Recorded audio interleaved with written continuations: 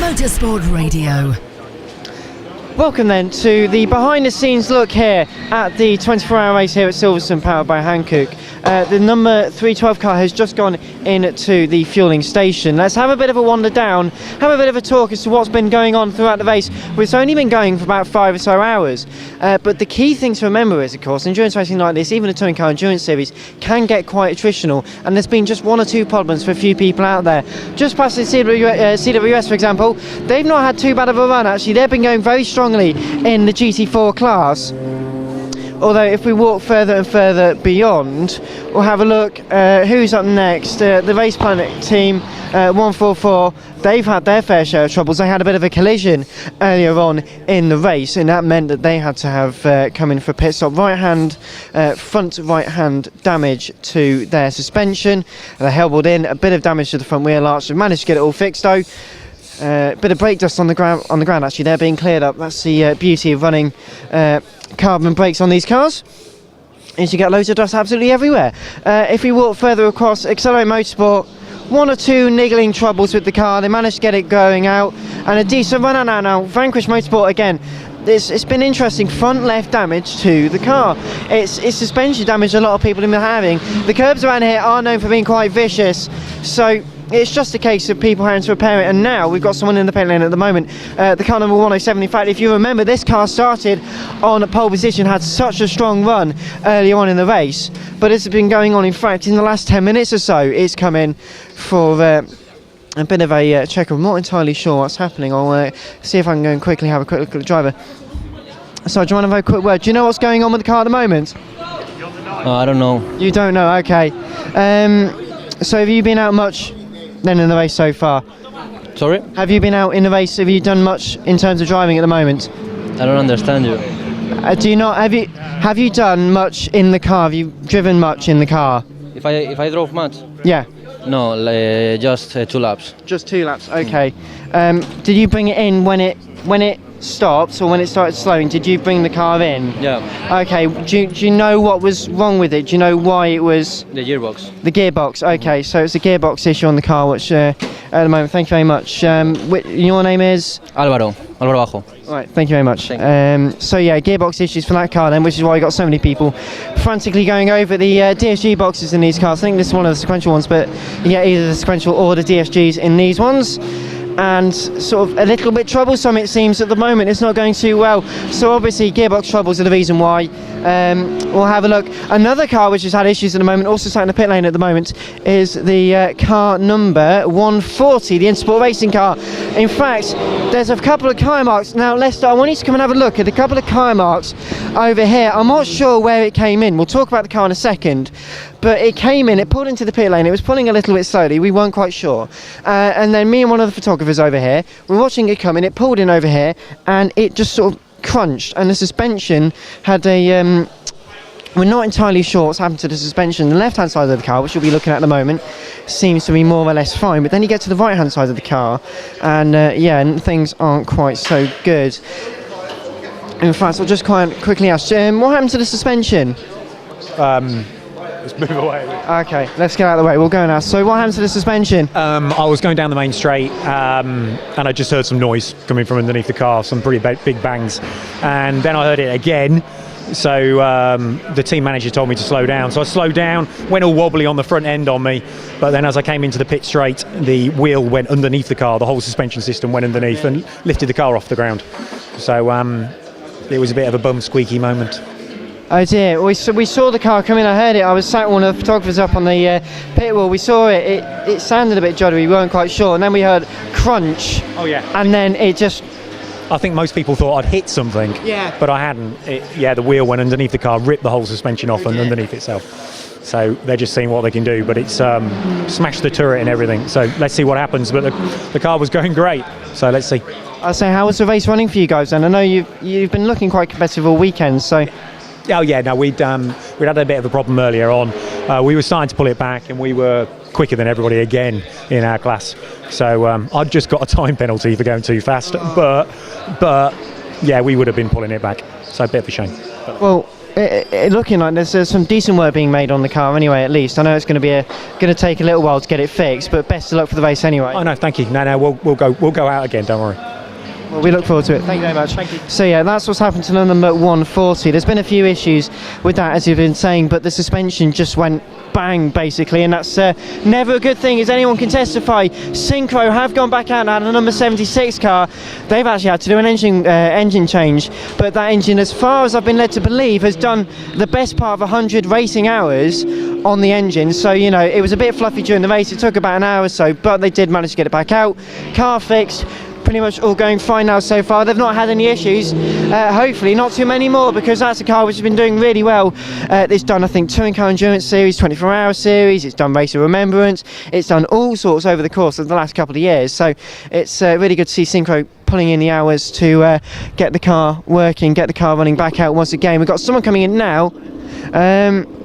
It sounds very crackly, sounds very V80. Let's see who's coming in now. In fact, I'll just stand out of the way, and it is it's the number 137. That's the BMW 1M, and that definitely had some issues earlier. We think it might have had an intercooler issue. It pulled off relatively early on in the race. In the first couple of hours, he pulled off circuit up by Abbey, just because we think losing fluid, losing coolant. It pulled off. Code 6 was called, the first Code 6 in fact was called, and luckily they managed to get it back out, and still got plenty running in the race. 19 or so hours left in the race. Now we're in the area motorsport pit lane. Jack Fabi in the car. Let's see if we can grab a quick word. Oh, you're dreading this, aren't you? How's the car? Going well. Driver's just done a quick change on one of the drivers on a short stint, so he gets a bit longer in the evening, well, in the dark I should say. So Jack's gone to bed now. He's gone to get some Zeds. Dave Vincent's just gone out for his stint for 2 hours. It's sort of moved the rotor around a little bit, but we're trying to get on the same as Team Sally. So if we can match them guys in regards to stints, we know where we are. But we're matching them lap for lap, second for second. So it should be a good close race for A2. So apart from that, nerves have settled down a little bit because the boy's not in the car anymore. But that's all right. Doing all right. Excellent. So it's been interesting to see the car's been doing very well, of course. The A2 car, of course, only 1 or 2 in the class, but you have been sort of punching above your weight in terms of overall track position. Yeah, definitely. Like I said, I think we were running third at one point in A3. Yeah. So we were like a bit taken back by that. The lap times are within our criteria for A2. So the guys, like I said, they've just gone out there, they're enjoying it, they're nice and relaxed. And obviously it's working because it's sticking the boys up there. So yeah. And it's good to see the cars getting a good run out there. So we've had a few issues, stuff like BMW's going off left, right, centre, the Code 60s. We've had a couple of those, even in the early sort of 5 or 6 hours in the race. So what are you expecting? Do you think stuff like the weather? We're not really speaking too much about the weather. It's stayed dry out there so far, but it is Silverstone. What are you considering? Do you think it might rain, or? I don't think it's cold enough to rain. But like I say, Jack's been praying for rain, and if you look at last year's results from when Area were racing last year with the other Civic, they were fighting at the front for a couple of hours. So we know the Civic is fantastic. It's a mirror copy of the other car. So if it does rain, it might do us a bloody good favour. So fingers crossed then. Yeah, sort of, maybe. Well, thank you very much. We'll come and have a quick chat in a little bit, see how much is going on. Well, thank you very much. So let's continue on our little wander of the pit lane. I think there's 1 or 2 people in at the moment. So that was the 91 Arena Motorsport car. 1M looks like it's ready to go out. Of course, fueling going on as well, but they have to go and drive into the fueling bay as per normal Coventic rules. Now, let's go and have a look at a car which has had, I don't want to be too negative, but a myriad of troubles, and it is the Ginetta, the number 248 of the TDF Ginetta, and they've had an engine change on this car. You can see it's everything which has gone wrong. I think Nelson, team manager, in fact, so I don't need to describe what's been happening, Nelson. Everything has gone wrong, I just heard you say, so it's been really fun. It's one of those races when you can't say, or you never can say die, so we're changing the engine, we've changed everything we can change on the car, but it's been trying. Let's keep it at that. So So what have you changed so far? Obviously you've put a replacement in or putting a replacement engine in at the moment. I think at one point you reported 5 cylinders were running on the original engine? Yes, we went from 6 to 5 to 4, changing spark plugs, changing a lot of the electronics on the engine. Never made any difference. We actually looked at a fuel pump failure. We thought maybe coming from that as well, but it was sort of a cascade of problems that started with the engine. So start at the root cause and take the engine out. It's the only way we could do it. Unfortunately, it's taken a long time. Well, there is still plenty of time in the race left to go, of course. We've not quite had the 6-hour mark yet. I know. It's a cliche, but the beauty of the Creventic stuff is it is competitive, but it's serious fun. I think the phrase used. Yes, but we are going to do. I think we're just going to go for broke. Have some good lap times, possibly discard our BOP and just set some real times. Because what's the point? We just want to see what we can eke out of her. The team deserves that, the car deserves that. There's a lot of effort gone into this program. We've got some good drivers. We need to give them the opportunity to really enjoy their time on track. So we might look at that option. Of course. And are you planning to do all of the Touring Car Endurance Series race? Are you doing any more Creventic racing, any more other types of racing with the car? Well, depending on drivers, you'll see us out a couple of times more. Perhaps also in different series. We're definitely looking at GT Cup, for instance, and also the Supercar Challenge, which was formerly the Dutch Supercar Challenge, so it's closer to home for us. And yeah, there are different options. The beauty of racing any GT car is that there are a myriad of options to race in, and that makes it cost effective. So. Well, best of luck. We hope the car does work. We do want it to see it out there, because it did look quite competitive earlier on when it was running. Yeah, you see, touch wood cleanly. Yeah, touch wood, you get it back out. But best of luck. We had yesterday we had great pace suddenly, and we have with these drivers. But a shout out to the guys as well at TDF, because as you can see, they've been on it. They've been really on it. Never say die attitude from all these guys and girls here. So can't say enough about them. But unfortunately, it's cost them some time. So now it's about enjoyment. Well, I hope you enjoy the rest of the race, and let us know when she does go out. We'll try and have a little bit less stressful interview, shall we? Well, it's not that stressful, you know. As soon as you lose more than an hour, the race changes its complexion completely. So we'll see. We'll be fine. Well, thank you very much, Nelson. We'll see you later, mate. Okay. Hopefully we get the car on the way. As you can see, a lot of work has gone into that car, and a lot of work should go. The Ginetta G50, not one of the newer cars in the series, and we'll just point something out. In fact, we are having a conversation. Just look over there in the back. I'm having a conversation with Nick, one of the photographers in the media centre earlier, and he was saying he couldn't find any mechanics yet with who had the sleeves up, had all the masks on, and started falling asleep. But now we're finally getting that, so you can tell it's actual night racing. So there you go. That's what I was looking at. So yeah. That is for the Duo Racing. They've had their fair share of problems. They even binned it on the first warm-up lap earlier on in the race. They had lost about an hour or so before the car came in. They lost about an hour or so to fix that. Then you've had all sorts of troubles throughout the race. In fact, we've got a pit stop here now for I think the 154. So we'll just have a quick look at that as that comes in.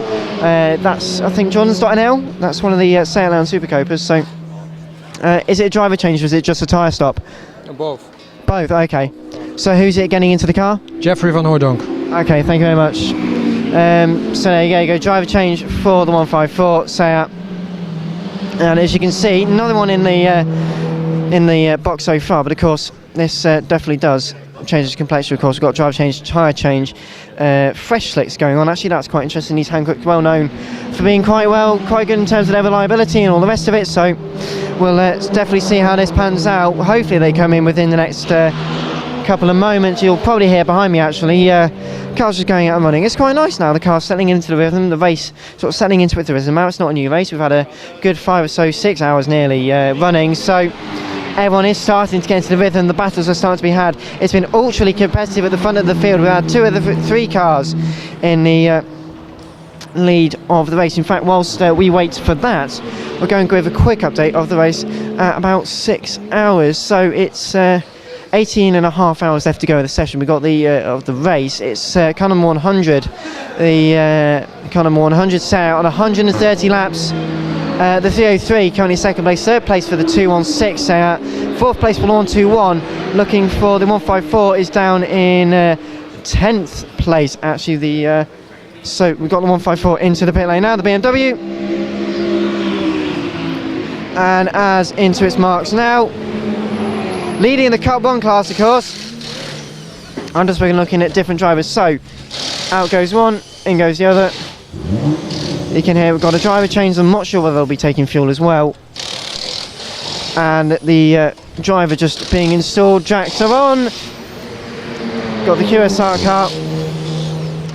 And we should see that underway in just a moment's time. You see only 2 people on the wheels, or 2 or 3 people actually, in fact. We've got brake dust everywhere, car on the jacks. You see just a little bit of gaffer tape on the back, definite signs of battle out there, but it's been very close. Even in the Cup 1 class, it's been quite interesting actually to see what's been going on.